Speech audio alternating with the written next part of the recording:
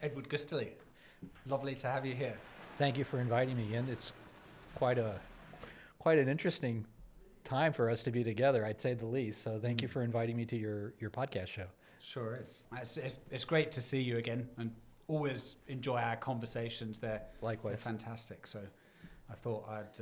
Well, you made a record one. great suggestion. You said instead of going out to dinner and having like a 3-hour discussion, why not record it? And Yeah. I'm thinking that's not bad for posterity measures at least. And someone else gets something of value out of it. Well, that's even better. So thank you. Yes, indeed. And you've taught me a huge amount about this region. I think we met very early on when I came out here, and I knew nothing about Indonesia or Southeast Asia. And it was great to get your perspectives on that, and that was very helpful. Well, good. So tell me a bit about your background. Where did you grow up, and how did you end up here? Well, I'll try to do the condensed version. So, I originate from the United States, and I originate from a state, Ohio, south of the big city, which was Cleveland, which is very industrial. It's part of the Industrial Revolution. Our claim to fame is J.D. Rockefeller originates from there, and LeBron James. So, take your pick in nuances. Other notable figures that were my childhood heroes: Neil Armstrong, the first to walk on the moon, and the Wright brothers, the first to fly. So I grew up in a large family. There was six of us, plus parents, 8. Parents were educators, and my father was based in the Pacific during World War II. He was trained as a pilot and took up a position in Okinawa. So if there's people who want to follow their father into the Pacific, maybe he led the way first. Yes. But having said that, the things that were instilled in us was education. So my parents were both educators. And so the most valuable thing they taught us was education. And I just remember my mom saying, they can take away your house and you take away your car, but they can't take away your education. So that was really ingrained in us. So most of us went on to do postgraduate work, and we were encouraged that if you want something, you have to go get it. No one's going to hand it to you. And so I really took that under wraps. And I guess my generation, if you will, was maybe the first generation that started to see the beginnings of globalization. So the MTVs, the Live Aid concerts. Oh my God, we're connecting the world through audio and video and global music and all this. And I just knew that I was going to get out of my small town, which was 50,000 in the middle of the Midwest, and I'm going to go see the world. And sure enough, that's what I was able to do. So I started my career as an intern with IBM, based in Germany, teaching IBM German engineers with names like Dr. Dieter and Dr. Wolfgang and Dr. Schmidt, this thing called the PC. And they laughed at me, and they say, Mr. Edward, please go home. I said, why? I was sent over here to teach you about this great thing. It's going to change the world. Of course, at that time, I probably had a Duran Duran MTV haircut, and they didn't take me seriously. But nonetheless, it was an interesting experience that says, okay, I want to do more of this. So I went back to the States, finished my studies. I was a triple major just because I was ambitious enough and fearful enough that I didn't have enough education to get to where I wanted to be was overseas. And so all of my tracks were the first offered by, at that time, universities: international finance, international marketing, international business. I have a degree in Latin American studies. I thought I'm going to be working in Latin America. I was fluent in Spanish, and I was saying that's the place to be. And then finished my career with IBM in the U.S., went to grad school, and again, entered one of the first international MBA programs. Yep. And all of our fellow students were from all over the world, and most of them were from the emerging markets. So you have to think Central Eastern Europe. Turkey had a large delegation. Southeast Asia was the largest delegation. So you think of the 10 economies of Southeast Asian or ASEAN, everyone was represented. Yeah. And they were classmates. And I knew that English was not their native language. And so on the weekend, I would help my fellow classmates edit and review their papers. And, they all wanted to pay me. I said, no, you don't have to pay me. And said, well, we have to do something. I said, well, I'm a bachelor. I don't like to cook. What's in my fridge is either Fruit Loops or nachos, and that's the extent of what I eat. So why don't you make something from your home country, bring it over, I'll proofread, edit your papers, and then you're going to tell me all about where you come from, why did you select this program, because it was in Ohio, in the Midwest. What do you plan to do when you return? Yes. And so I got to know my fellow classmates that way over that period of time of the studies. And then the funny thing is when graduation came, they all came to me and saying, okay, we want to bring you back to our country. I said, oh, really? Well, that's interesting. I'm going to be the number 3 in the central bank, or I'm taking over the family business, or I'm going to be very high up in this enterprise that I was tasked with getting my credentials to come back and serve in the C-suite. And I want to bring you back with me. I said, well, okay, well, thank you very much. So I had a lot of job offers all over the world. Yeah. And I settled on Singapore and Indonesia because, number one, I had already explored and done Latin America. I understood Europe. By the time I was 26, I was over here. Yeah. So I was still young. And my thought process was, look, if it doesn't work out, I can always go back. Yeah. But, that was 33 years ago. So I guess it's worked out. Curiosity for the unknown and new things and things that you don't understand.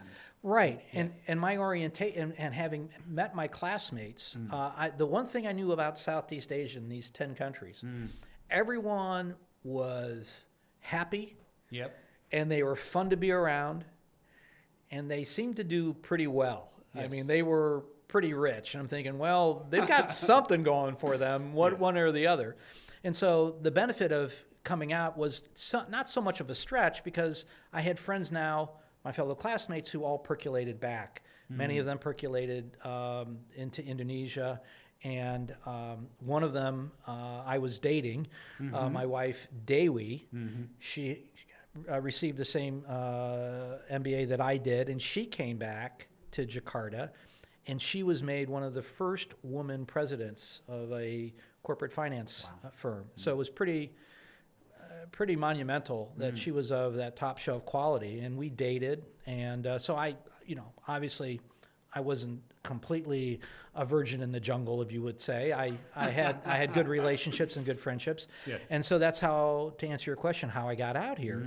But in that period of time, we dated for 6 years. I convinced her to leave her company as the president and come join me, because I just acquired our company, Panetta Capital, which was a corporate finance and advisory firm. I said, I really need you. So it took me about almost 2 years to convince her. Yes. To finally saying, okay, I think I'll join you.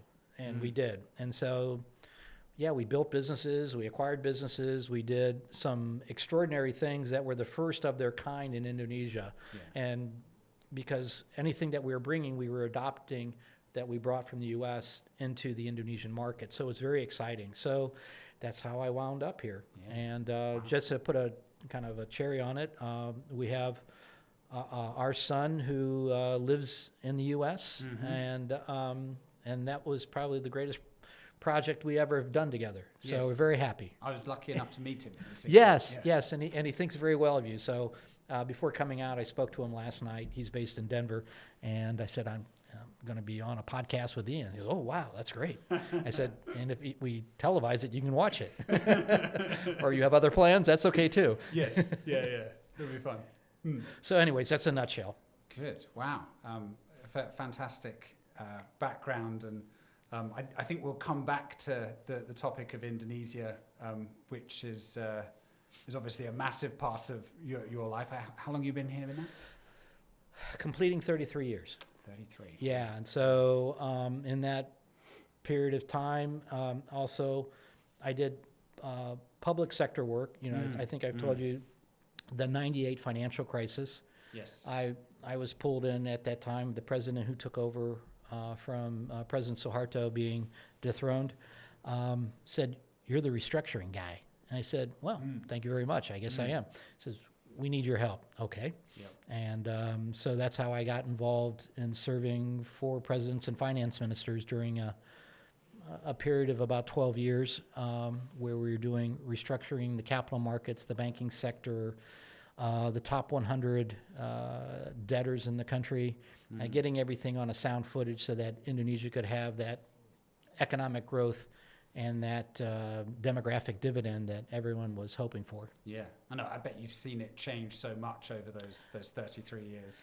Yeah, it really has. So when I came out here, I was 92, and I said I was 26 at the time. So everything was exciting. It was new.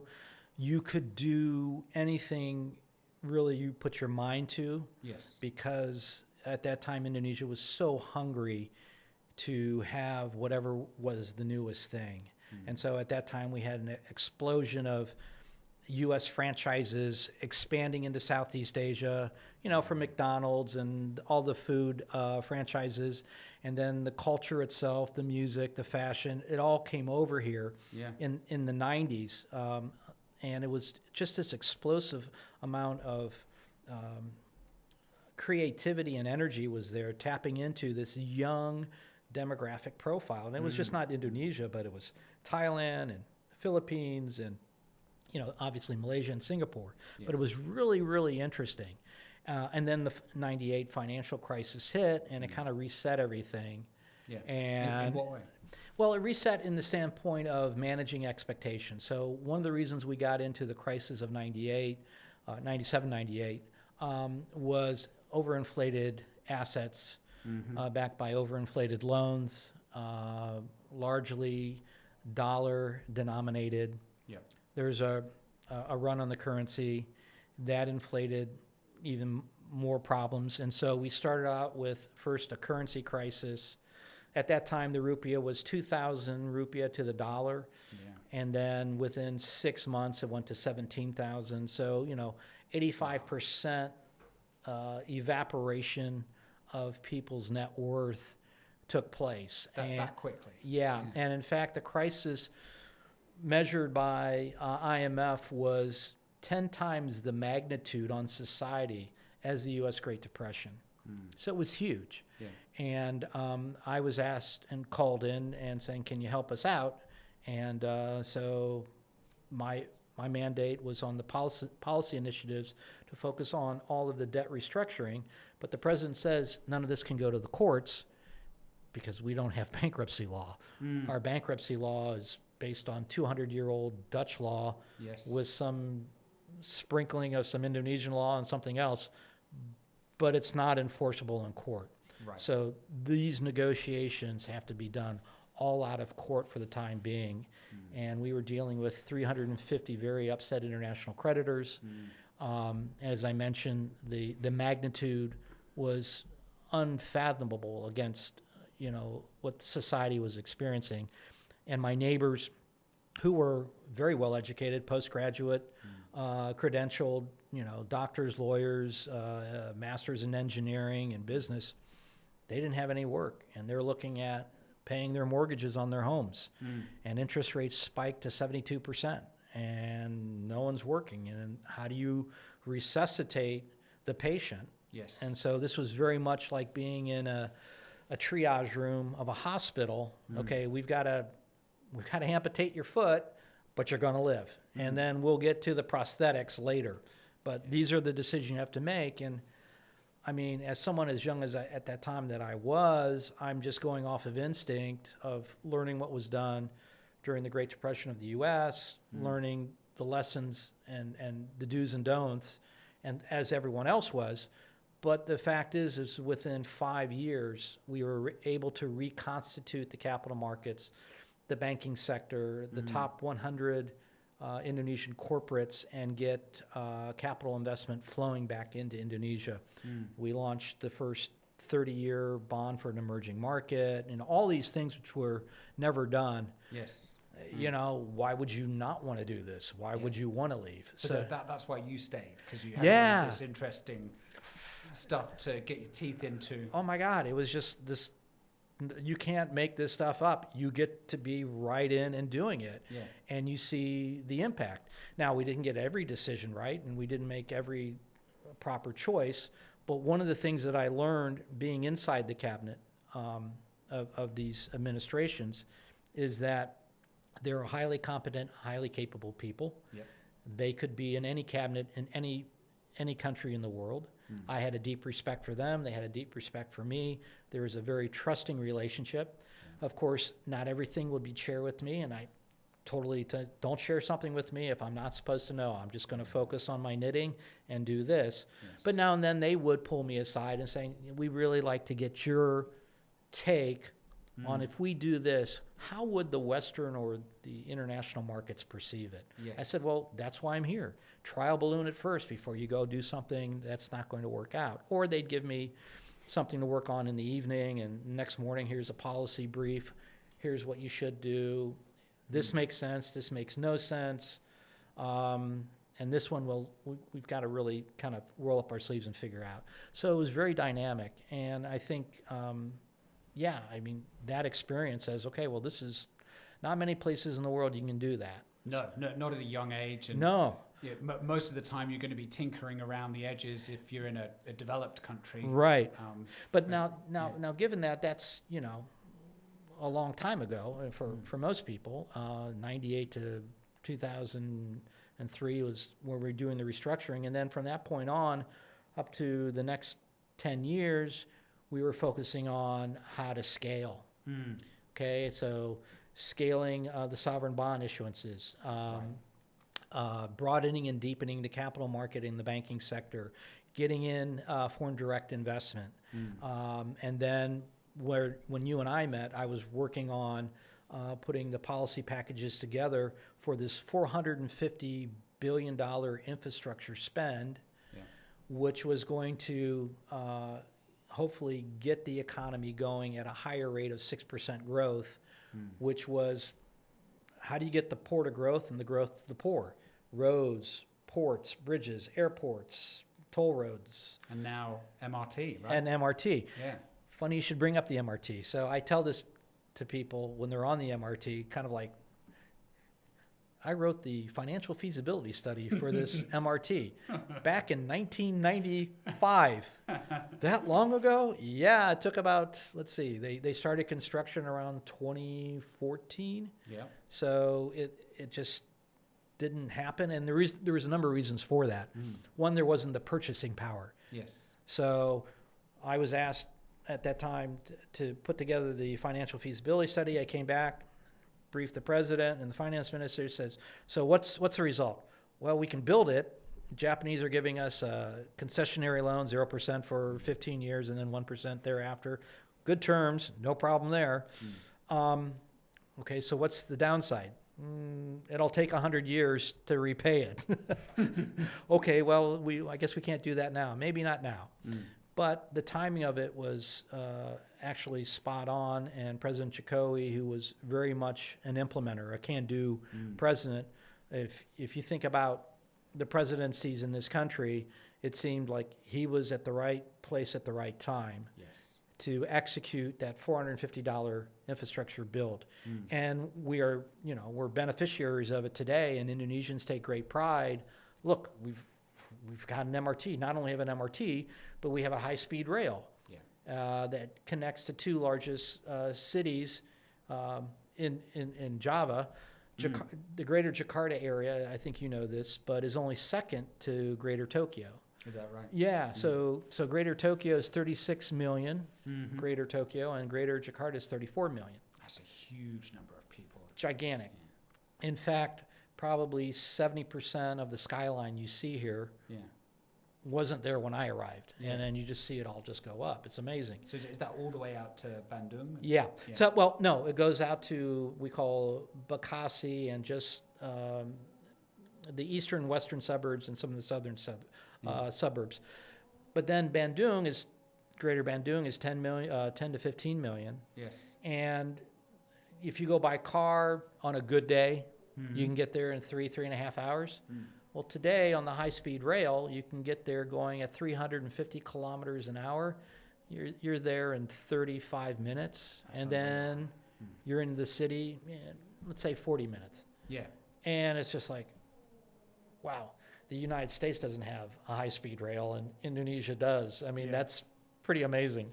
And I think not many Westerners would know that the Jakarta area is such a huge population. Yeah. I guess one of the analogs, spending a bit more time in China, is that there's random cities in China that are 20 million people that nobody's ever heard of in Europe or in the US. But I think very few people would realize that Jakarta's 30 million and the whole of Indonesia is 270 million? It's about 275. Yeah. Yeah. That's okay. So Indonesia is the largest democracy after the United States. Yes. Most people don't know that. Is that right? It's depending on what So it's time. not India. India is the largest democracy. Right, okay. So if you look, this is a good point. So the four largest countries in the world: Yes. India, China, U.S., Indonesia. Yes. Of those four, 3 are democracies, and of those 4, 3 are in Asia. Yeah. So that's kind of the makeup of it. And then Indonesia itself is, depending on what time of day, it can be 14,000 or 17,000 islands. I mean, it's still debatable as to. I always just say 14,000. That's enough. Yes. But it stretches. It's the largest archipelago in the world. But the distance from east to west along the equator of Indonesia is the same distance from New York to LA. So if you lay Indonesia over the U.S. map, it's exactly the equal distance from New York to LA. Yeah. So a continent-sized country there. Right. So Yes. let's say 14,000 islands, and 6,800 of them have populations or people on them. And of course, the island of Java that we're on right now, of that 275, 160 million are in the island of Java. And that is about the size of the state of New York in the sense of square kilometers. Yes. So it's dense. It's dense. But as you've seen, there's also, places where you can hike and be at the beach and no one's there. So you just have to find those places. Yes. What Europeans do know about Indonesia is that there's this island called Bali. They know about that. So do Americans. And then they realize, I didn't know Bali was part of Indonesia. Yeah, it is. It is. But yeah, Bali gets most of the attention. And since COVID, it had an influx of both Russians and Ukrainians trying to avoid conscription and are just, leave their areas for safer pastures. And Bali exploded. And so we've had an influx over these last few years of both capital and build out of it, to the point where, Bali is quite crowded now. Yes. And don't try driving through Ubud during the middle of the day. And that's unfortunate, because you've been in this part of the world long enough to see some of the charms lost, because it's now just really focused on tourism, and it's overbuilt. Yes. Yeah. And the infrastructure doesn't support it. So they're going to have to work through that. But then there's, like I said, 14,000 other islands you can choose from, and other ones which have a rich culture, as maybe your audience doesn't know, but Indonesia has over 270 cultures and languages that comprise the nation. And there's just richness there that you can't find anywhere else. So it's quite interesting. Yes. Yes. And Bali is unique as well, because it's 80% Hindu, something like this. Yes. Preserved that culture. Right. Whereas the broader culture of Indonesia is 80% Muslim, right? Well, it has the largest Muslim population. Yes. But then, that's about 80% of the population. And the other 20% is a combination of Hindu, Catholic, Protestant, and Confucius, if you will. So it's got it's an interesting mix. Yes. But everyone seems to find a way to get along. Yes, indeed. And then you've got, on the economic side, you've got some very positive demographics here. If you look at the developing world, even if you look at China, Korea, Japan, everyone knows that your fertility rates there have gone to 1, maybe below 1 in Thailand, Malaysia, also not great. But Indonesia still got a very young population. You feel that when you go out in Jakarta, and everyone's going everywhere fast. So you bring up another key point. So let's look at not only Indonesia, but the 10 economies of Southeast Asia, known as ASEAN. 680 million population. Wow. And the mean age is 30. So that demographic profile is both what we call the demographic dividend, because that's your labor market, but it's also your consumer market. Yeah. And the interesting thing about Indonesia, and I use this as an analogy, how would you describe Indonesia? Well, you have to understand the history of it.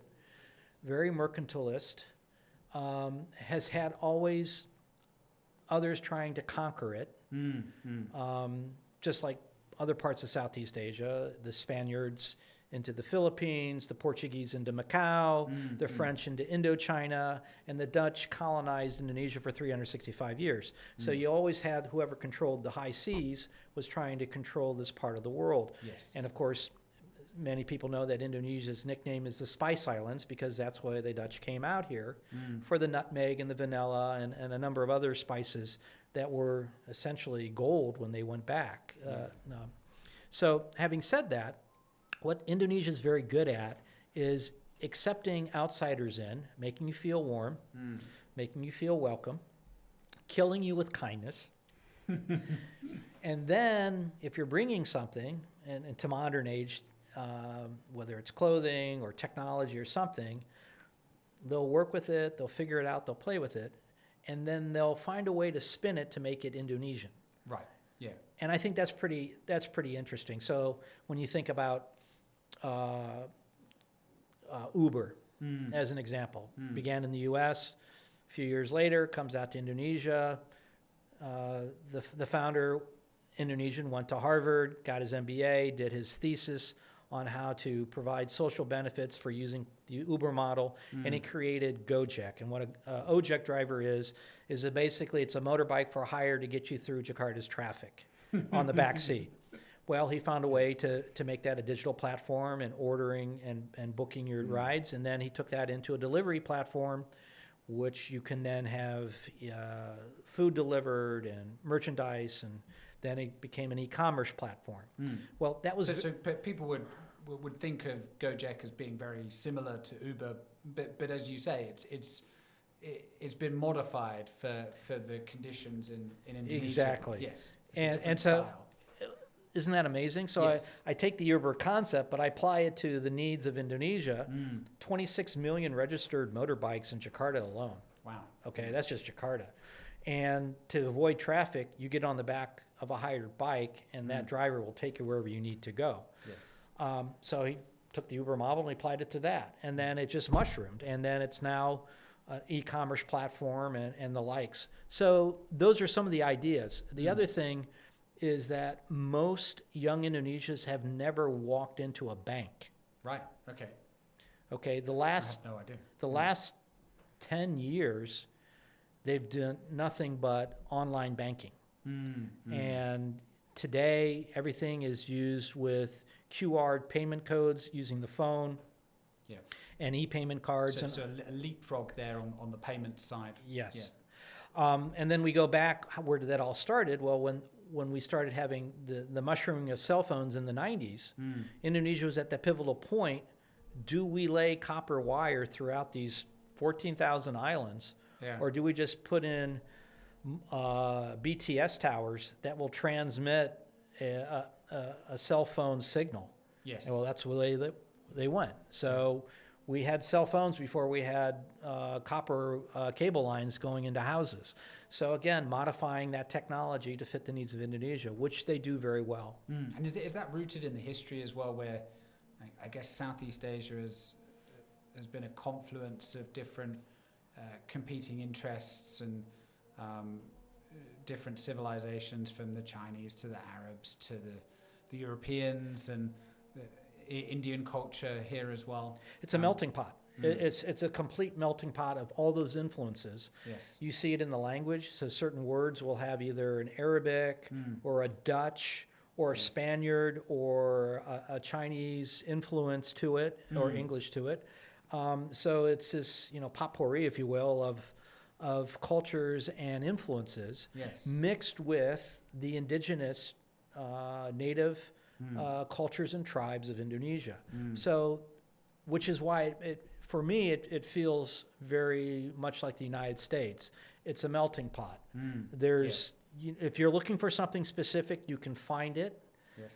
But then everyone gets along because they know that the influences on them originate from somewhere else. So it's quite interesting. All right. Should we talk a bit about the mining industry in Indonesia? Sure. What would you like to know? Well, how do you? I guess what's the view from 40,000 feet? What are the big commodities here, and what's the structure of the Indonesian mining industry? How does it work? So a few years ago, there was obviously a need to connect what we would call the natural endowments of Indonesia, its resources, Yes. with developing an industrial policy. And I had worked on that in the context of how do you make the linkage between the two. Because what was happening up until, let's say, 2019 was Indonesia was selling off the family silverware to China. Coal, sell it to China. Nickel, sell it to China. And this is ore. Just on ore, the- just raw ore. yeah. Put it on the boat, Bauxite. bauxite, metallurgical coals, you name it. Put it on, ship it to China. China would add value, come back as finished product. Okay, so Indonesia was not getting the value add it needed to begin to build out its economy and avoid what we would call the middle income trap, where you basically crescendo to a certain point where you cannot per capita increase the purchasing power of your population. They're just stuck there. And part of that was the fact that the natural resources were being sold off to other countries, largely to China. Yeah. The value add was done there and brought back here for sale. So we were looking at ways, how do you connect the natural endowments with downstream value add? And a number of policy recommendations would put forward, and what it began to settle on was, well, we see an opportunity for the build out of the EV industry. Now, mind you, Japan was already here for the last 50, 60 years building their automotive sector. 85% of all automotive cars are Japanese built in Indonesia. Right. And then they began to move that value stream where they began to export from Indonesia. But we saw the takeoff of... And it's now one of the biggest exporters Yes. in the region, right? Yes, Indonesia is for the Japanese automobiles.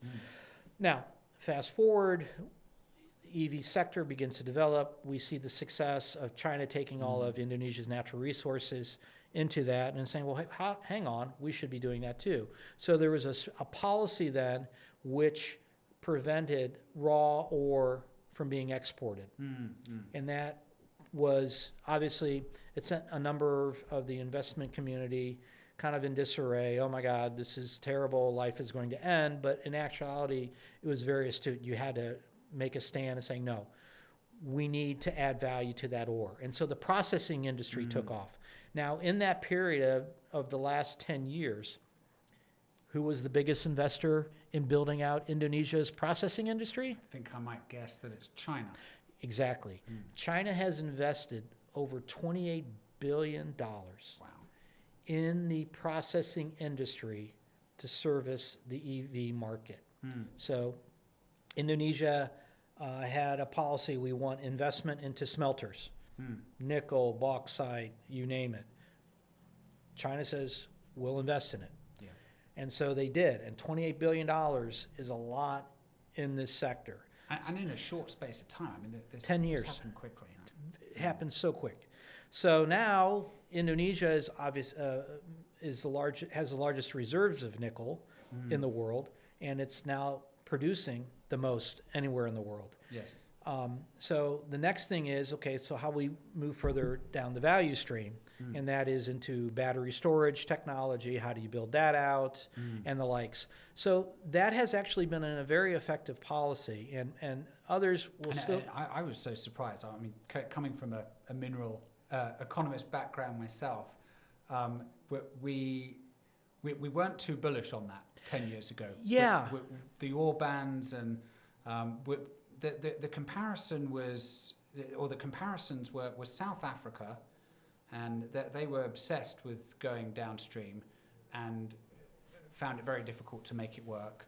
And then the other argument that economists will use is Canada and Australia, right? So these are mature, affluent economies that they export raw materials, iron ore, in the case of Australia, and coal, and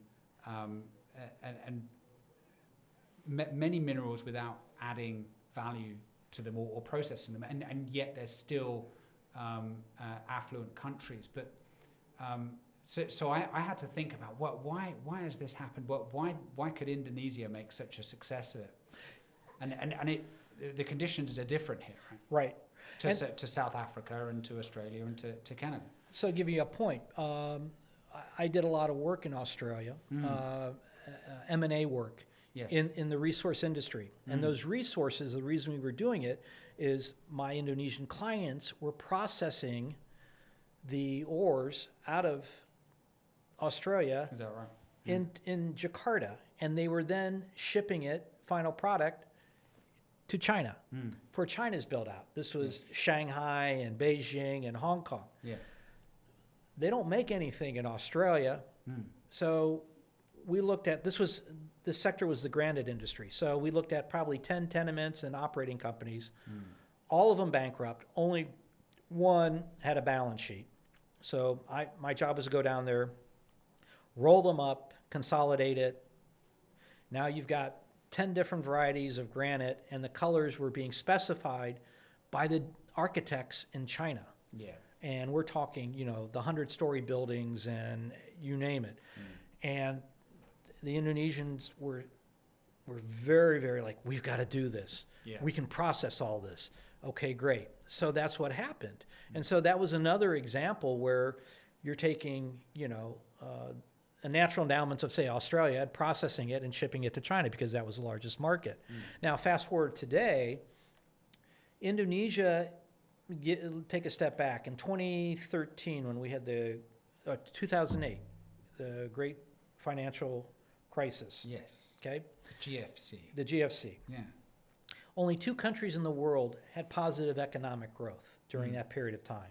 One was China, and the other was Indonesia. Is that right? The reason why Indonesia had positive economic growth, because 10 years prior, 98, we had to implement all of the prescription of remedies that Uncle IMF told us that we had to do. And my job was to go down through that list and advise the cabinet, we have to do this. This is nonsense. These economists should be asking for refunds on their degrees from Harvard because they know what they're talking about. This, we have to, work through and negotiate. So the remedies and the prescriptions that we had to implement saved Indonesia in 2008. Yeah. We didn't have mortgage-backed securities. We didn't have synthetics. We didn't have shorting of stocks. Okay. It was just fundamental collateralized loans and securities that traded strictly on long, not short selling, and no synthetics or any sort of other type of derivatives. And so Indonesia maintained... And it's had growth of about 5-6%, something like this, for 20 years continuously, right? And that starts to compound after you start to see the results. Correct. So I'll give you an example. So 98, the economy was, we were bankrupt, but the economy was $150 billion. Yes. And today it's approaching 1.5 trillion. Yeah, one of the largest economies in the world. It's the largest, it's in the top G20, it's number 16. Yeah. On purchasing power, it breaks the top 10. Wow. And by 2050, it should be in the top 5. So obviously a number of things have to go right. But again, my 33 years here, if you look at the progression on a chart, it goes from the lower left to the upper right. Yeah. And yeah, there's a little staggers, Yeah. but that progression is still straight up. And purchasing power matters, right? I mean, Yeah. China, Indonesia, certainly I go back to Europe and Western countries and unbelievably expensive by contrast. Yes. Mm. Indonesia's purchasing power is not where it should be. The goal was by 2030, the purchasing power would break 10,000 US dollars. That's going to be a stretch at this point, just given the dynamics globally right now. But it's still on a trajectory that it can achieve a number of its targets. Yes. Now, the challenge that it has is that you've got this young demographic pool, and you've got almost 2 to 3 million entering the workforce every year, and we have to generate more employment. Yes. So that's a constraint here right now. The GDP fell below what was expected by forecasters. It was supposed to come in at 5% for full year of 2024. It fell about 4.87%. Okay. President It's Prabowo. close enough, huh? Yeah, but President Prabowo has indicated under his 2045 plan called the Golden Era of Indonesia that Indonesia needs to be growing at 8% Yeah. in order to break the middle income trap and to achieve what we would call industrial status. Yes. Now, is that achievable? Of course it's achievable, but there's a number of just kind of daily blocking and tackling issues that the administration really needs to surgically focus on and resolve that it hasn't been able to tackle yet.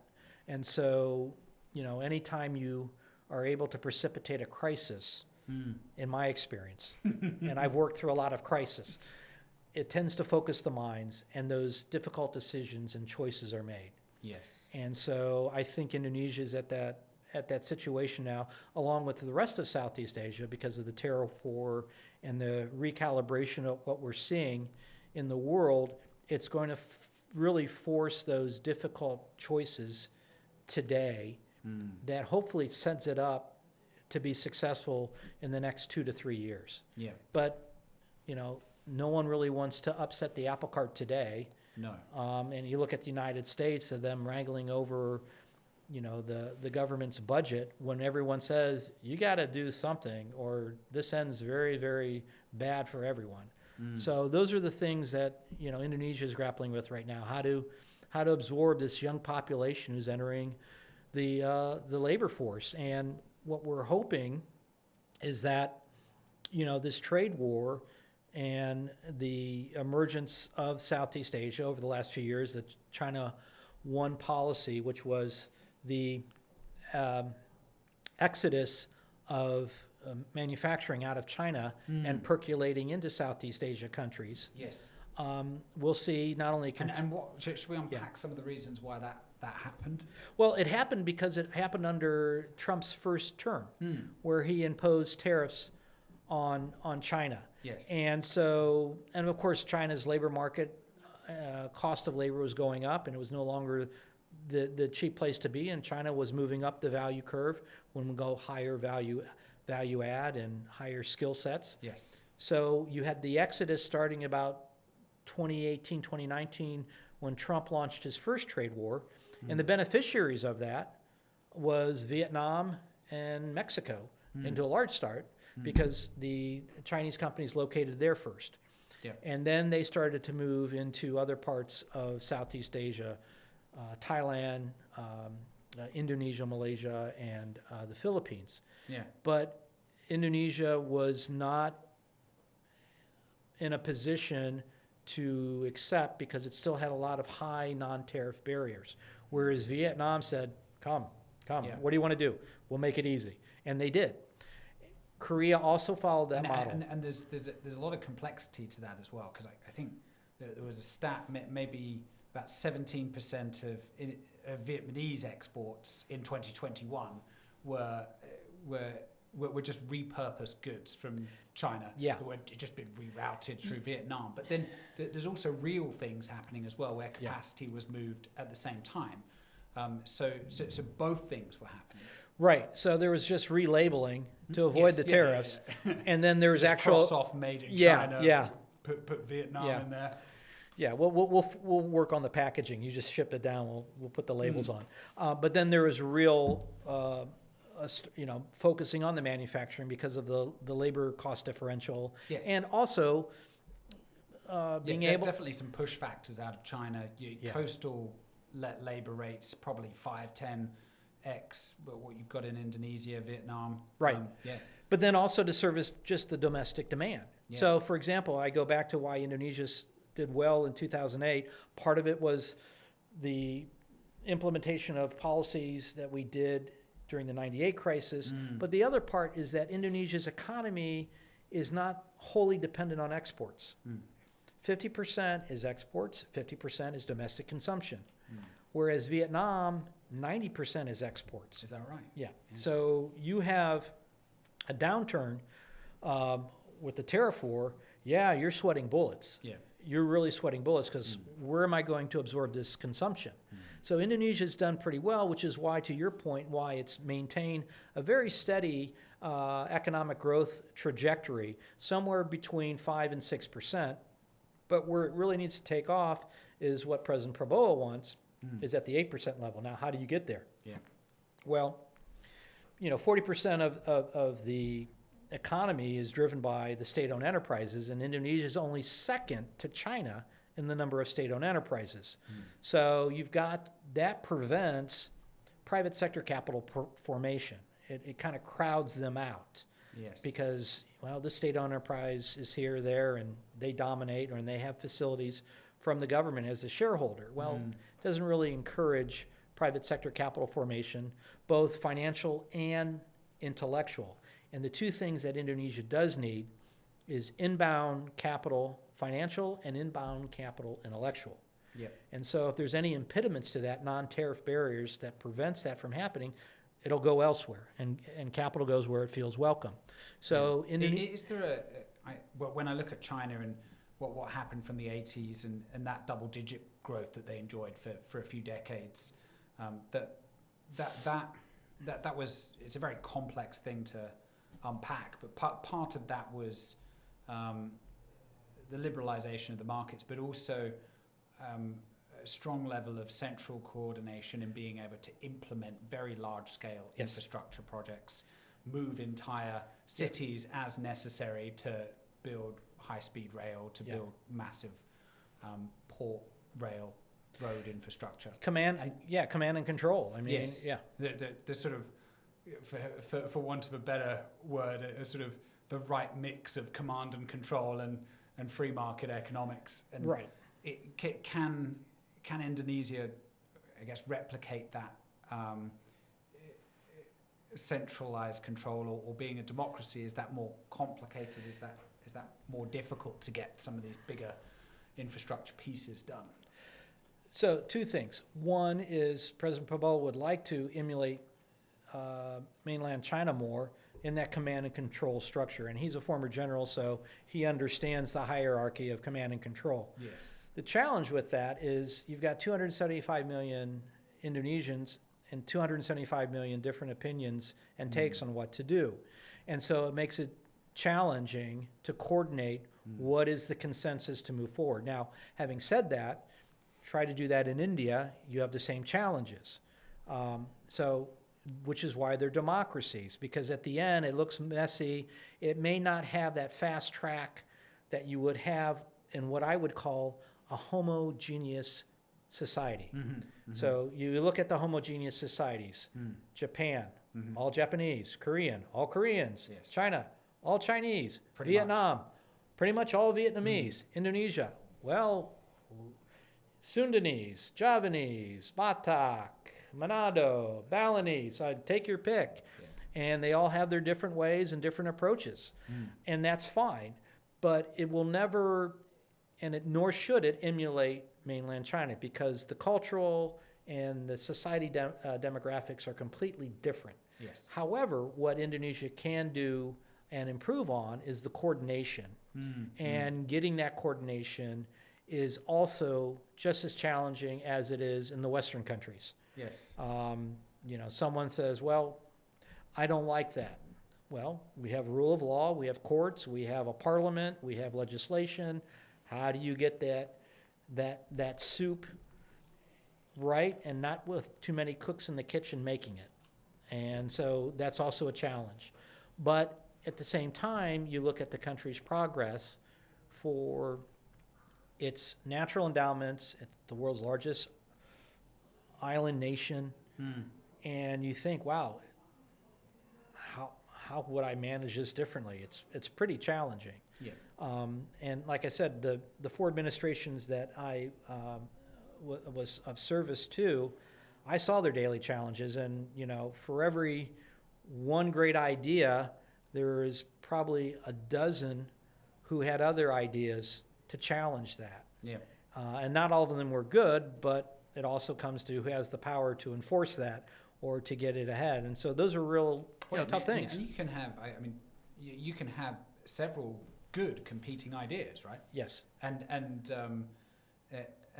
so sometimes, particularly in the developing world, and probably in the developed world as well, just picking one of those things and running with it is useful. So I saw in India, for example, I saw the economy starting to move and big infrastructure projects starting to be built. So when people ask me why, paralysis. but you bring up two great examples. And so when people say, why is your business in Indonesia and why are you focused on the 10 economies of Southeast Asia? Again, 680 million. Yes. It's not small. All of these nations have capital markets. They have a banking system, and they're functional.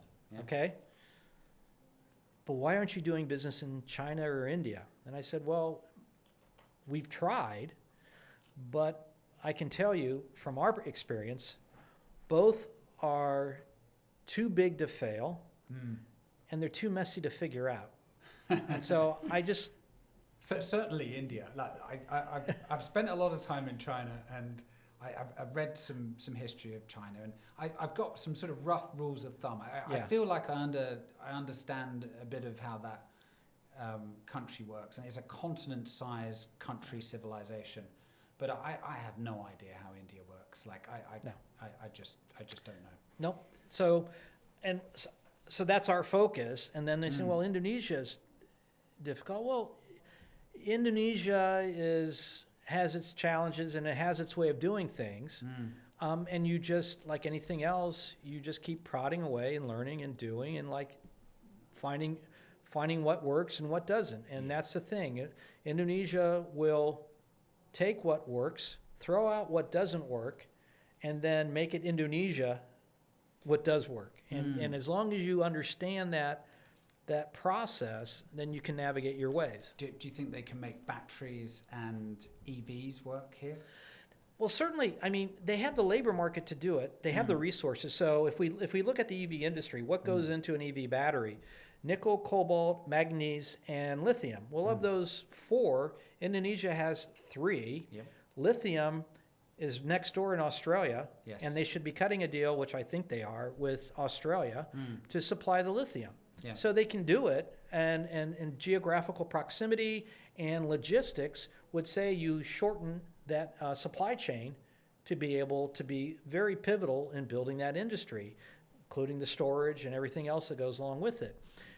The challenge comes with then is, okay, labor markets. Okay, how much skilling do you need of labor markets? Who's going to underwrite the reskilling or the skilling up of those labor markets? Are they in alignment with where you want to go with industrial policy? And that needs more action in the sense of, as I mentioned earlier in our discussion, focusing on the daily blocking and tackling. Yes. Like, okay, we've got the big policies, we've got the regulations. How do you implement? And this is where you need more hands, capable hands involved in the implementation, people who know what they're doing. And so you do have the Japanese, the Koreans, China here, Taiwan. I mean, the major industrials building out factories, plant machinery, equipment coming in. Yeah. not That's the next part in Indonesia's, I guess, industrialization. Yes. So you've got some heavy industry yes. that's come in, and 10 years ago I was skeptical about that, and then 5 years later I was standing in Morowali, and this giant Oh my God. city that's been built in the jungle Came out of the middle of nowhere. Yeah, exactly. So Morowali is this is very large industrial park that has nickel smelters and stainless steel plant, and it's gone further downstream into battery chemicals. So And 20,000 workers from China. yes, yeah. So, although the largest expat community is the Koreans. Is that right? Yeah. Yeah. So, and China's probably neck and neck, So you given can the get good Korean barbecue here. everywhere. Yeah. Yeah. And K-pop, if you're a fan of K-pop, but you know, I have a few nieces who are, and I just no, I'm not going to watch that. That's okay. Not my thing either. But I guess the next question is can you go into the easiest bits to say PCAM, cathode active materials, which is where they take that nickel, manganese, cobalt, and put it together. And so I think we're seeing signs that there's interest in getting that going. Well, the Koreans are focused on that. So we had, I think, Samsung and LG set up some joint ventures here with the Indonesian state-owned enterprise side to begin to develop that. One of them was recently canceled, and part of that was just because I think just the softness in demand. Yes.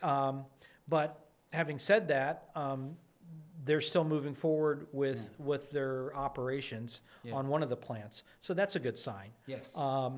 And more can be done. And it's a low margin business. And if you look Yeah. at these things in isolation, I mean, I guess another analogy would be copper smelters and initially nickel smelters as well.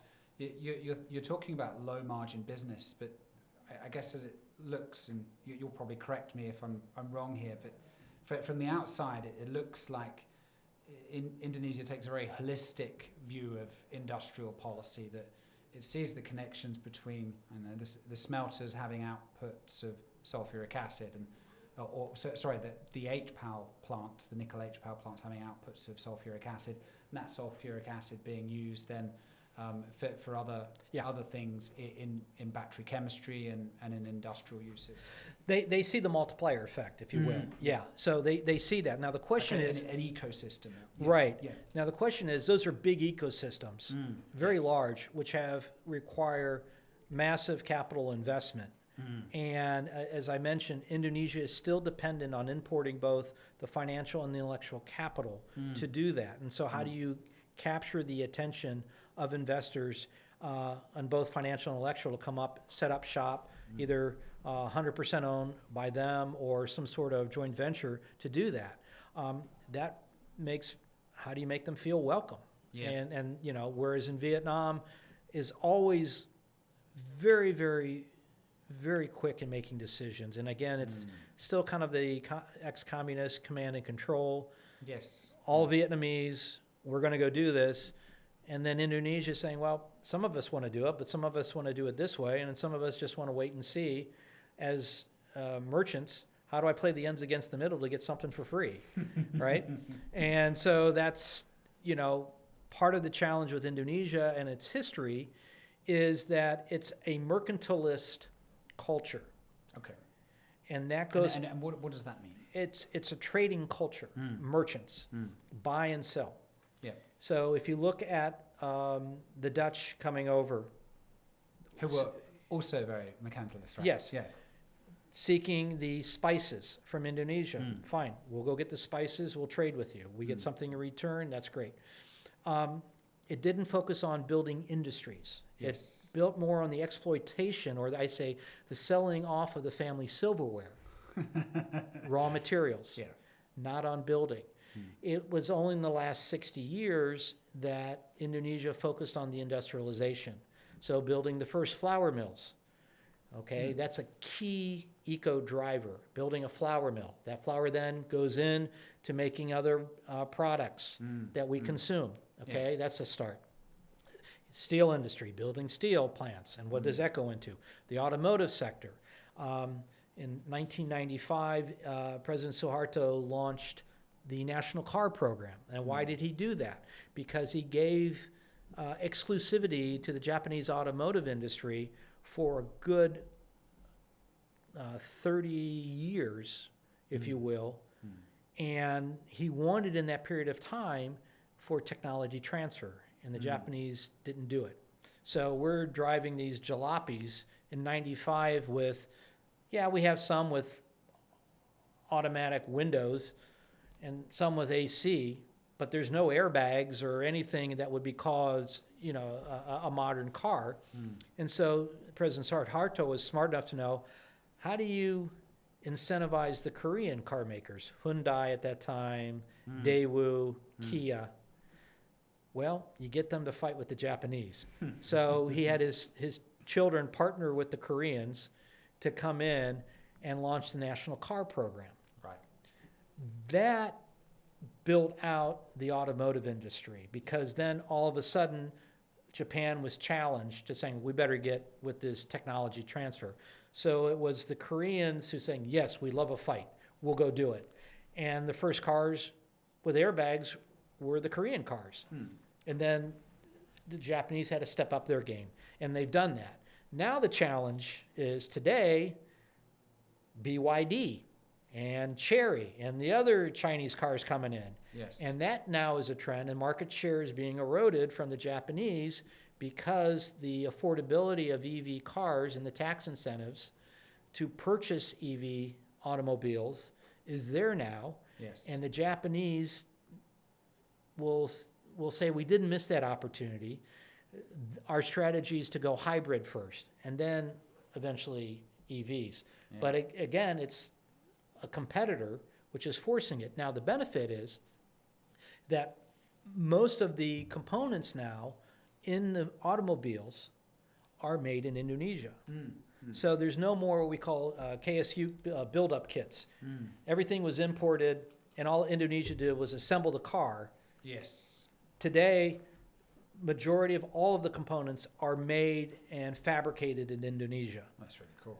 And so that was a successful industrial policy. Now we Yeah. go into, as we've talked about, building the EV industry. And we've only been at it seriously starting maybe 2019. Because the 5 years prior to that was getting the Chinese to invest in building the smelters Yes. and the processing. Now we're at capacity. In fact, we have oversupply, and prices have come down. They've dropped in half on the nickel side.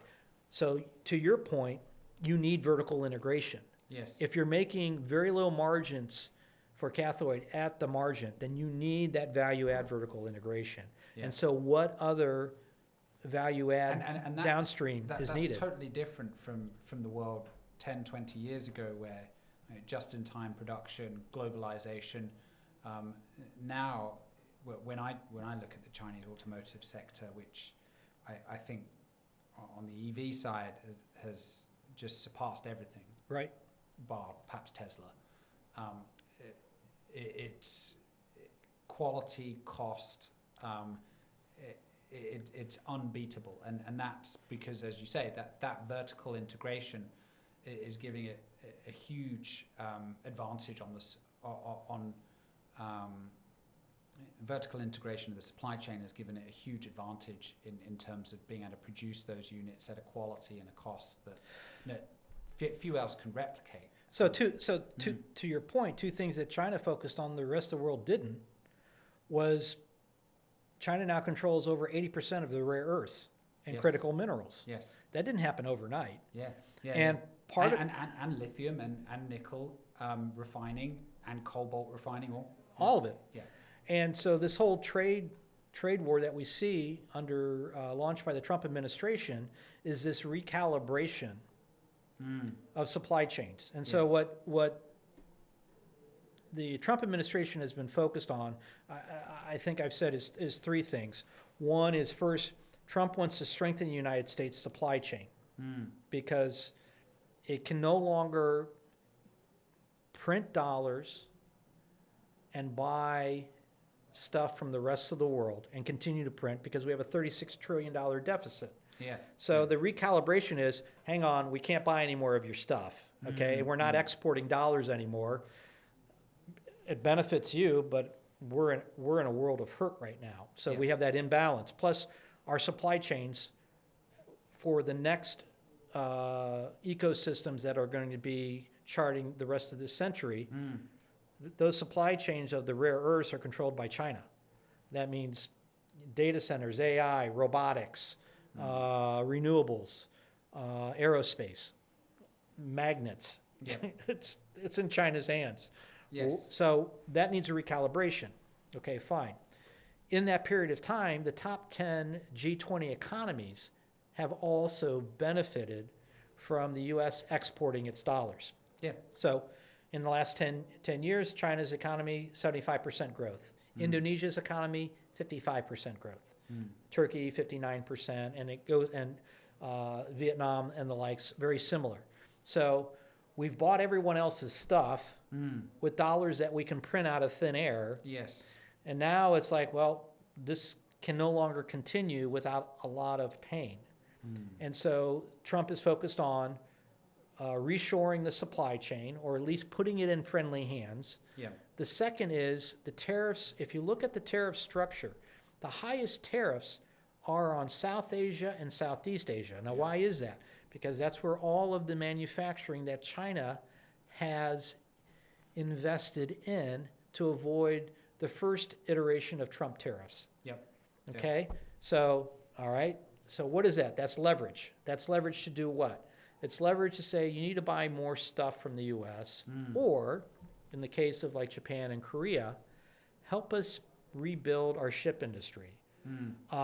We have a 1,300-kilometer proposed North Alaska gas pipeline that needs an LNG port, and we'll send that LNG to you to supply data centers running on, hopefully, our AI systems. Yes. Okay? So the tariffs are to reduce the dependency of Southeast Asia, Indonesia, and the likes on China. And most of these countries are dependent on China for two reasons. Number one, China invested in them through their Belt Road Initiative. If you look at the top 10 debtors under the Belt Road Initiative, Russia's number one, has outstanding debt under that of $55 billion. And that was because of the oil and gas that China needs from Russia. Number two is Indonesia at $45 billion. And the list goes down. You know, you got Vietnam, Cambodia, but everything's in Southeast Asia for the most part. And then, of course, you have Africa. 90% of all trade in Africa is controlled by China. 75% of global trade is controlled by China. 25 years ago, 75% of global trade was with the U.S. Yeah, it's a massive shift, right? I mean, you can get it just from the crude numbers of the size of the economy. In 1995, on a PPP basis, the Chinese economy was a fifth, about a fifth of the size of the US. Right. It's now on a PP basis, on a purchasing power parity basis. It's a third larger than the US. Right. And I mean, these are big, crude numbers that can go amiss, but there's such a huge change in the underlying dynamics of the world when you have the sort of trade statistics that you were talking about and the relative size of economy, because we know from history that the size of the economy and the industrial base have big implications for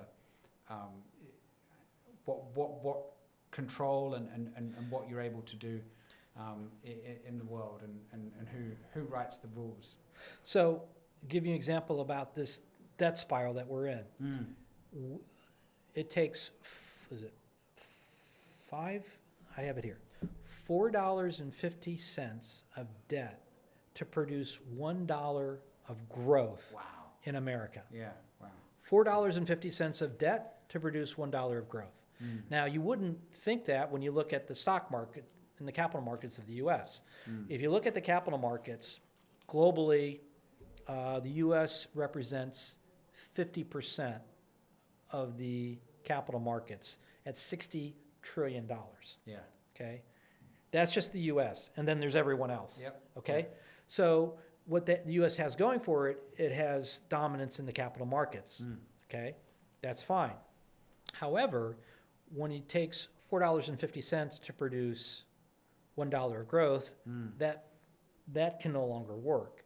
So if you look at Trump's recent trip to the Middle East, this is a part of his third agenda item, which is he wants to direct the new emerging world order. And part of that emerging world order will be about, as an example, Saudi Arabia and the Gulf states playing a key role into that. He says that $2 trillion of deals have been signed. Well, what does that, let's say it does materialize. That's $2 trillion of US dollars being invested back into the US. Yes. So that's a benefit. That's capital US dollars coming back into the US. Okay, that should help. That should reinvigorate how to build out not only the supply chains in the US, but the other matters of self-sufficiency, which deleverages everyone's dependence on China. It's also a strategy to, again, get the Gulf states and Saudi Arabia and others to distance themselves from dependence on China. Yeah.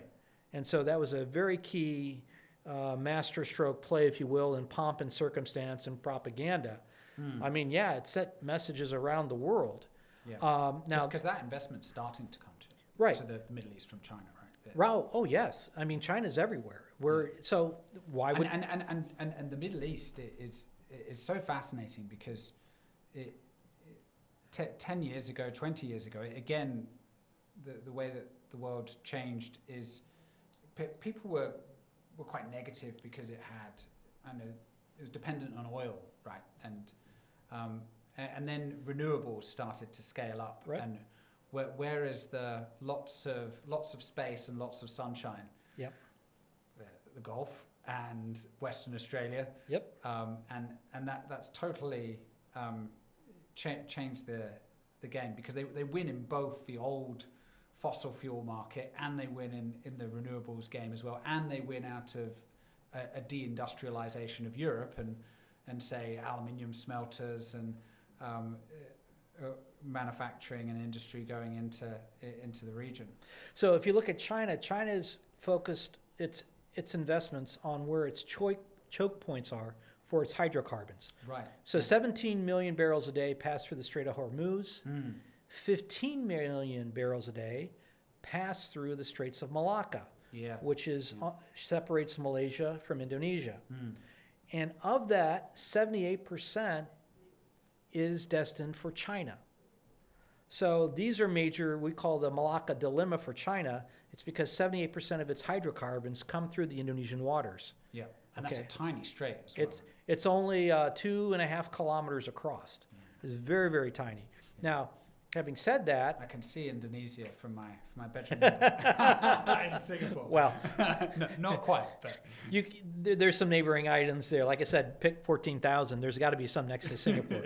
So China's been focused on investing, and it has now naval bases in Djibouti and the like to make sure that its trade flows through the Suez and out of the Strait of Hormuz. It has economic interest for that. But having said that, the U.S. is looking at the Middle East, and if you look at Saudi Arabia, within 2,000 kilometers radius around it is 4 billion people. Why are you not there? Yeah. Why are you not making that relationship and solidifying it? The largest investor prior to these announcements in Washington, D.C. is Saudi Arabia. So they've taken their dollars and they've reinvested it back in the U.S., and what the Trump administration says, we'd like more of that. Yeah. And what it's using with tariffs in Southeast Asia is creating that interdependence now with Japan and Korea and Southeast Asia. Yeah. We've defended you. The last 10 years, you've all grown thanks to us printing dollars, buying your stuff, and now we have a deficit. We have $6 trillion of treasury bonds that have to be refinanced this year. Yep. And a lot of you are making rumblings that you're going to join BRICS and you're going to get off the dollar and this and that. Well, we've got some tools in our kit that we can use, which is who's kept the peace to allow this oil to flow through two choke points, the Strait of Hormuz and the Malacca Straits through the South China Sea. Who's made sure that trade on the high seas is able to continue?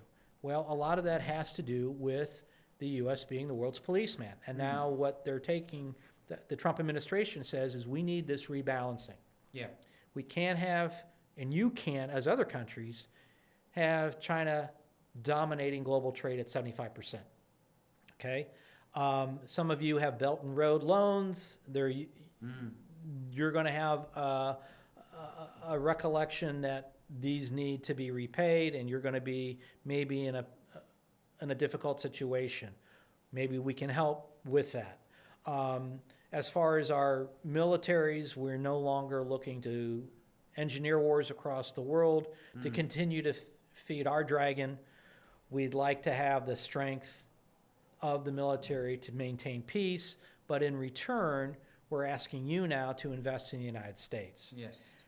And so that's what's taking place. And part of that is, again, we go back to the need for energy and the modern economy. So let's look at just data and AI. The U.S. leads the world right now in data centers. It has close to 5,000 data centers just in the U.S. You can only do that if you've got cheap energy, right? Right. Yeah. 5,000. China has, I think, 400 data centers. Okay. Now, the next piece is those data centers need uninterruptible energy. Okay, and what is the U.S. trying to do? Well, for starters, it's trying to get Japan and Korea to come in and join the funding exercise of this 1,300-kilometer North Alaska pipeline for LNG. That's a $44 billion project. So if you divide it in thirds, okay, the U.S. takes a third, Japan takes a third, Korea takes a third, whatever that is in financing or goods in kind or fabrication, whatever it is, it can be done. The next iteration of that is we want to build your data centers because we want the data centers running our platforms, our AI. Again, the U.S. now wants to make sure that it can determine what those platforms are and the standards for those platforms. And so they don't want the Alabamas or the Tencents or the TikToks determining what those platforms are. So this is very crucial. And you'll see that in the media, there's a lot of, resistance for obviously domestic reasons why countries want to be able to stand up. But underneath it, there is an understanding we've got to get this new mix right. We got to get this balance right. Yes. And I think they'll come to agreements, but the challenge also is what if those agreements take longer than expected? And this is where, and I've said earlier comments, who is best right now to be president of the United States? Someone who has been through bankruptcies, someone who has dealt with upset creditors, Yes. Who's had to renegotiate deals and convince them that if you do this deal, there's greater upside for you. Otherwise, as the saying goes, if I owe the bank $1 million, it's my problem. If I owe the bank $1 billion, it's their problem. Well, if you look at what the U.S. needs in refinancing $6 trillion this year, and the largest being held by Japan, of course Korea and others hold those debts, I think the Trump mindset understands that this is the time you have leverage to get that recalibration right if you can offer upside. Yeah. No one's going to do it to be in a worse position. And so what is that upside? It's invest in the U.S., help us with the reshoring, buy more from us to deleverage your dependence on China. Yeah. And then it's really up to the U.S. to deliver on that plan. So tell me, did you, when you were growing up, did you think about the world in this way? So, I mean, coming to Asia, it's very normal to, in Chinese media, even in Singaporean media, it's very common to talk about geopolitics in a matter-of-fact, almost Machiavellian way, other than domestic politics. Right. But the international landscape is often is talked about with this sort of cold realism, which is quite jarring to the sensibilities of many in, say, Europe and Right. and the UK. Unusual to talk about the world in this way. How did you? Is that something that you developed looking back from Asia at the West, or through working in the finance industry? How did that mode of thinking, that lens, come into the way that you model the world and think about how things happen? So, my mindset was, coming of age and voting was during the Reagan years. Right. Okay. America's that beacon on the hill. Yes. Okay. And so that was in us. And then focusing on globalization and the work that I did, particularly in the early days of helping Indonesia transform itself into a democratic, market-oriented economy. I believe that the lessons that I learned and growing up in that culture, that our job is, am I not my brother's keeper? Can I help my fellow man? And Yes. by the way, I come from a place where we've done a pretty good job of that since post-World War II in a number of occasions. Not so well in Vietnam in the 60s, and then we have a pretty good track record. So that was kind of in the DNA. Let's see what we can do here that emulates the can-do spirit in the U.S. Yeah. Now, fast forward to today, Trump is very much a mercantilist, Yes. and Asia is very mercantilist, Yeah. and the Middle East is very mercantilist. And when you look at the great trading cultures of the world, China, Southeast Asia, India, the Middle East, now you have... And it's no offense. It's just the No. way. It's just the way they operate. It's thousands of years of history. And now you have a president who does what they do. Yes. First, it's a shock because you're no longer portraying the Reagan years of that beacon on the hill. You're saying, nope, us being that beacon on the hill has helped you grow. Yeah. Okay? Through our aid, our development, our financing, our technology, taking the approach, am I not my brother's keeper? We'd like you to be democracies too. In our way of life, exporting, the greatest export of the United States is its culture. Okay? We've exported the culture all over the world, and they've embraced it, and others have taken it, and they've made it their own. That's great. And to some extent, we live in that ecosystem and we can't even see it. Right. The way that a fish swims in water. Yes. We just expect there to be a Starbucks. Or So I've seen it through my career, McDonald's. well, like you, but I've seen it through my career in Southeast Asia, how under the Clinton administration, we were going to homogenize the world in the U.S. way of thinking. And one of the ways to do that was to export our culture aggressively through music and food and franchises and our way of life. Yes. Okay, when you're developing, you'll take anything. Yeah. But then when you get to middle income status or industrial status, you've got your own priorities and your own ways. Yes. And you've graduated. And so what I tell people is the United States now... And scale matters as well. Scale right? matters. So, if you look at China, people always get offended when I say this. I think that the blocking the FANGs in China was one of the most forward-looking pieces of protectionist policy. They created their own digital ecosystem. Yes. And not that I think the American digital ecosystem is negative or bad. It's brilliant. The rest of the world uses that. But China managed to create its own, where Europe, for instance, could not or didn't. Right. Yeah.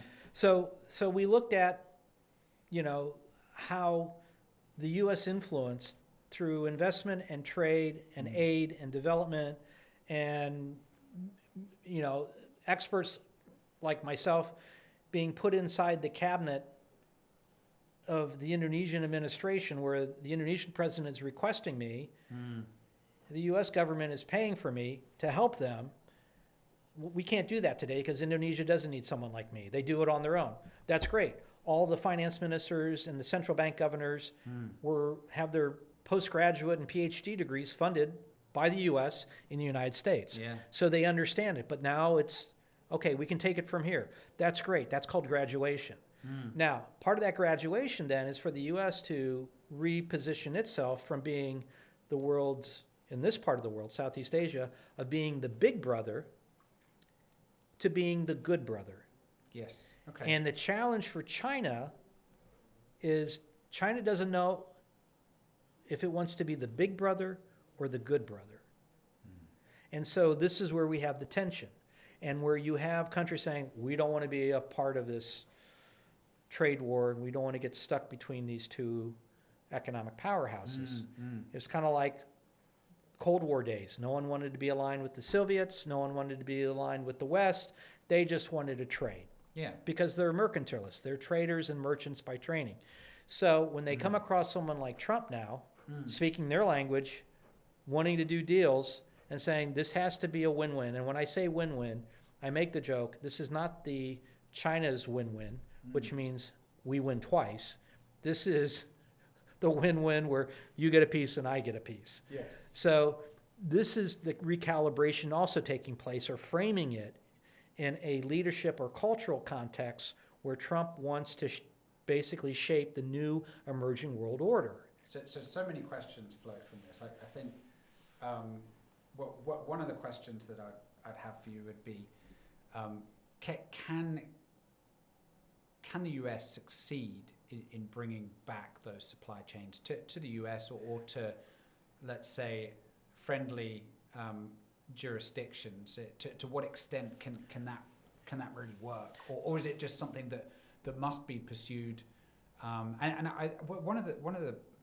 Some of the context that I'd give for this, and it's quite narrow in terms of industry, but I think it applies in a bunch of places. I think 7-8 years ago, we did a little project for one of the big metal producing companies, and really the question was, can the West ever produce like a plant?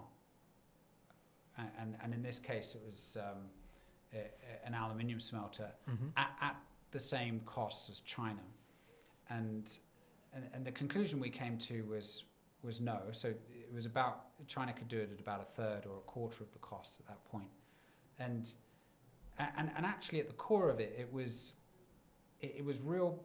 It was not conceptual, but it was practical. So in the West, we hadn't built these things for, I don't know, 50 years, so you'd have to get some people out of retirement, you'd have to dust off some blueprints, and it'd be very expensive to do it. Meanwhile, Enfi in China, they've got tens of thousands, maybe hundreds of thousands of engineers, some of which have built 20 aluminium smelters, one after another.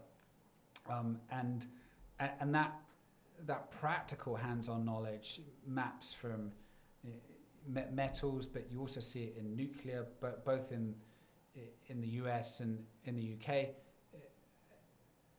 China's building nuclear capacity at a fifth of the cost. Right. And the same is true of batteries. We saw Norfolk go bust earlier this year, late last year.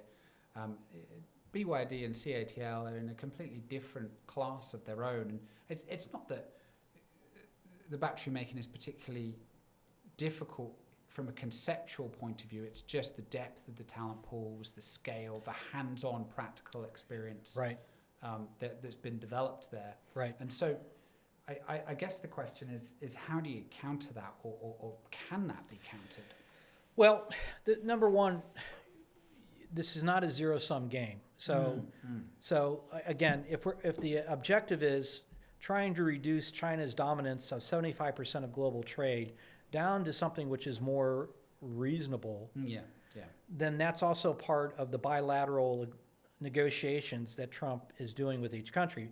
He's not going to do it multilaterally because he knows, as a business owner who's had to negotiate debt with his creditors, if I can pick them off one by one and get a better deal with each, I'm going to do that.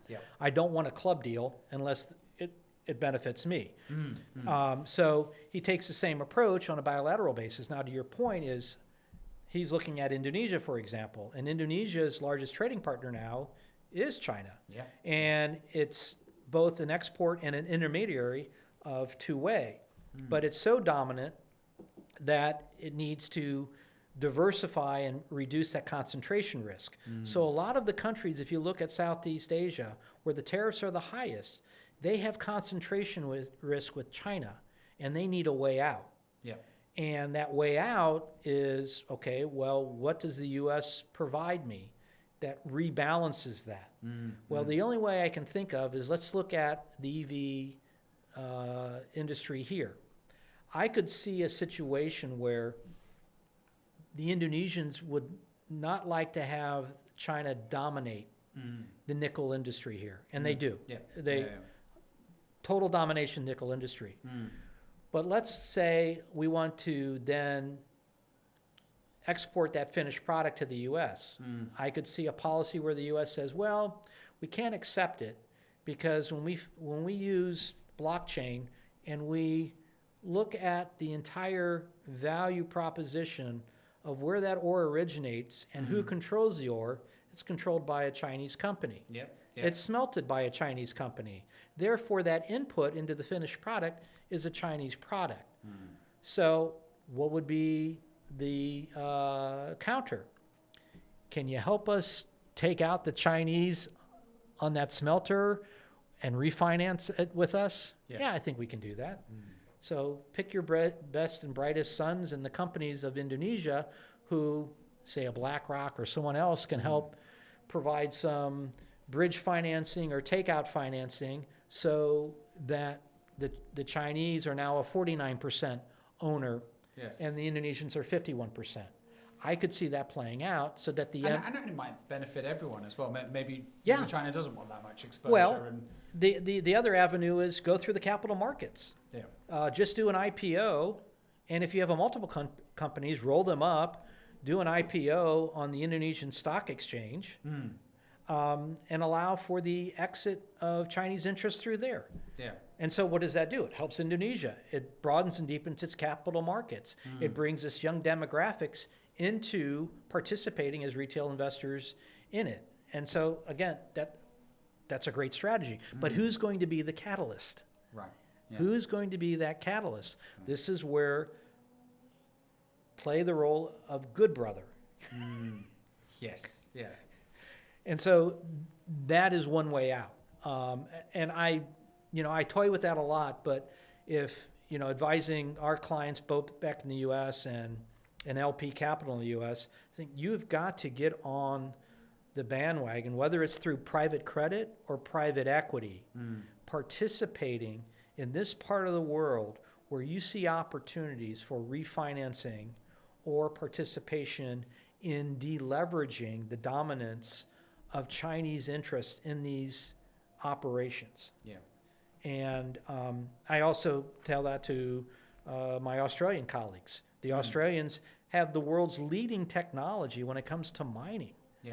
And they should have a greater representation here on how do we apply that. There's so many smart people there as well. Lots of engineers, lots of really sort of technical, useful people. Just brilliant people, but they should be here. And how can that be supportive? Well, the Australian and the Indonesian governments have a strategic partnership. Underwrite that. Participate with the new sovereign wealth fund. Get involved. Roll up the sleeves. Figure out how you are going to be a part of the solution of this whole rebalancing, which is what the U.S. wants to see. And so, at the end of the day, I don't think the Trump administration is going to get everything at once. No. Nor can it. But if it's able to be the catalyst for more interregional trade, so President Prabowo this past week was up in Thailand trying to broaden and deepen just bilateral trade, that's great. This is no more about talking shop and selling your goods to the U.S. because they're going to buy everything you send their way. We've got to figure out now where they're not going to buy everything we send to them. And we've got to figure this out together. And so I think that's a positive. But again, the messaging, not everyone likes how Trump conveys its message. No. I completely understand that, but if you take peel back how he says it, the key is not what you say, but how you say it that counts here. And so someone like yourself, Ian, who's been in the region, knows how to convey a message, whether it's in Singapore or Shanghai or Ho Chi Minh or Jakarta, there's a subtleness and a correct way of how you say it that can be digestible, and Yes. it goes back to the mercantilist mentality. Yeah. Are you a hard negotiator? Is there a soft approach? Indonesia is a soft culture. It's not an aggressive in your face. It's very soft, and the approach is different than, say, in China or Hong Kong. Yeah. Good. Should we play long or short and wrap it up and Sure. maybe go get a beer? Yeah, that'd be great. Okay, gold. I'm an owner of it, and I've become an owner of it in the last 12 months, and I will continue to accumulate. That's full Sounds stop. good. Now, Yeah. is it something I want to own? Not really. It's an insurance policy. That's how I look at gold. Yes. It's not me promoting, it's insurance. Yes. So gold, yeah, will continue. In fact, I would say, yeah, I think it could be a year from now, 3,600. All right. Yeah. You heard it here. How about coal, long or short? Long coal, because again, for the next, say, 15 to 20 years, if we're going to be building out data centers require uninterruptible baseload power, and coal provides that along with other hydrocarbons. And until you have to retrofit the entire transmission supply lines for electricity if you want to get off the hydrocarbons, as we learned in Spain recently with their blackouts. Yes. So, all of a sudden that narrative has changed now. Yes, it's great to be on renewables, particularly if you're a country who is dependent on importing the hydrocarbons. The whole push for renewables, and I set up the first green investment and clean tech fund in Indonesia. Vintage was 2008, but our approach was to make this the place to demonstrate those technologies. And the policy driver was how to make energy inputs a fixed cost. Yeah. Because when you're importing your energy, it's a variable cost, which is controlled by global markets and cartels. Yeah. And so the push for renewables, yes, we'd like to have cleaner air and less environmental degradation. Underneath it is a strategic, or underneath driving it for me is partly a strategic desire to be self-sufficient in some ways, to have that security of supply.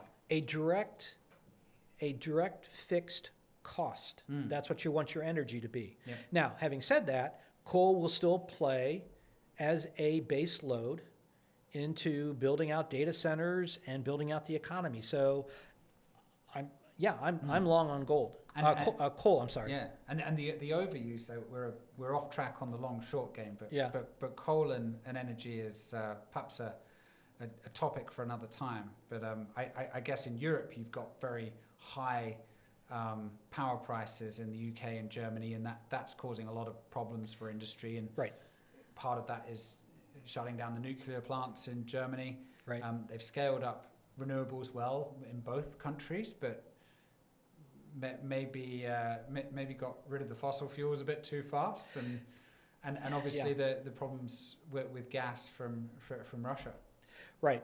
So, again, that's the impetus of, can we get a peace deal so that Russia gas can flow again into Europe? I mean, there's enough incentives there to say we want to get this right, because the whole approach is, at the end of the day, for example, Treasury Secretary Bessett's 3 metrics is, I want 3% growth. I want 3% inflation. I want to be able to produce 3 million additional barrels of oil a day. In other words, the drivers of all economies is what is your energy costs. Yeah, yeah. And so, to your It's point, so fundamental to right. everything. Yeah. So aspirational, that's great. The reality is you've got to get it right. And I would say that the recent blackout in Spain was another, oh my God, how did this happen? We haven't really fixed everything that we need to be, but now we know, and that'll be a progression. There's a fantastic book that really drives this home, recommended by Robert Friedland, the Canadian mining investor, entrepreneur, and it's how the world really works. And it sounds like some crazy conspiracy theory book, but it's written by a scientist that just does a great job of explaining how energy is just baked into everything that we do. Yep. and goes back through history and what we have now, the quality of life that's enjoyed in say many of the developed countries of the world is the equivalent to having sort of 70 to 80 people, like the equivalent energy of having 70 to 80 people doing things for you, collecting firewood or whatever in 1,000 years before. So in that way, we're living like kings or mini lords compared to most of human history, and so much of that is related to energy. So well, that also we have to be careful what we do there. Well, that'll be the limiting factor of how fast you scale AI. Yeah. And cryptocurrencies. Yeah. Massive amounts of energy. So I mean, the cost of those just approaches the cost of energy, right? Well, right. Over scale. So I'm happy if we go a little slower. Right now we have a lot of hype. Yeah. But if we go a little slower and try to figure out how we're going to put that energy mix together, I think that's a good thing. Yes. Yeah. Okay. Long or short, Tesla? Ooh. Well, I don't own it. And I would not bet against Elon Musk. But I would have to say I think there's more downside. Chinese equities? No. Just I have no exposure to Chinese equities. Okay. And it's just because, as I said, the way that the economy is run, it doesn't provide me a lot of comfort of letting Beijing determine winners and losers. Okay. And so the best, I mean, I'll give you an example right now. There's a threat that the U.S. may say that all U.S. funds must divest of holding listed Chinese companies. Yeah. Okay, that's an $800 billion hit. What's worse is on the Chinese side. If they have to divest, that's a $1.2 trillion hit. Wow. So I see that as more of a leverage tactic rather than that happening. But nonetheless, I would say that when Beijing is determining the winners and losers, I don't invest in those markets. Yeah. That's just my approach. And the very last one, long or short, Indonesia? Well, I have a degree of bias. I'm long, but I would also have to put that in the context of Indonesia versus its peers. So if you look at Indonesia, its peers, the second largest economy in Southeast Asia after Indonesia is Thailand. Is Thailand better positioned? Is Vietnam better positioned because of its more of allegiance to the U.S. and English speaking, and it does have data centers and has run the customer service side for 20 years. Yes. Is that going to benefit from the emergence of the new economic drivers? I would not bet against Indonesia. I think if you just bought an ETF of the entire stock market and held on it for the next 10 to 15 years, you'll be fine. You don't have to pick the individual stocks. Got it. All right. Edward Gustely. Wonderful to chat with you. Fascinating as always. Well, this has been fun. Yeah. Hey, 2 hours has just flown by. Wow, I can't believe that. All Yeah. good. Yeah. Well, thank you for having me, and I hope this works out. Yeah, my pleasure. All right, good. Alrighty. We'll wrap it up there. All right.